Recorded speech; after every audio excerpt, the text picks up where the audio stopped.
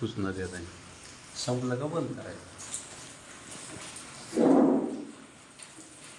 गोळज व गोळज पंचक्रोशीतील सर्व ग्रामस्थांना सूचित करण्यात येते की पैठणचं नाथसागर हे धरण पूर्ण क्षमतेने भरलेलं असून त्या धरणातून आतापर्यंत 1.25 लाख 1.5 लाखापर्यंत 1.25 ते 1.5 लाख क्युसेस पर्यंत पाण्याचा प्रवाह गोदावरी नदीपात्रामध्ये चालू होता.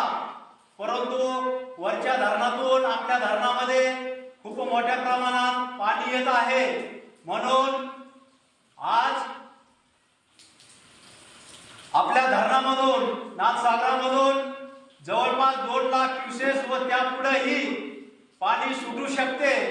म्हणून नदीकाठच्या सर्व ग्रामस्थांनी लहान मुलांनी याची काळजी घ्यावी.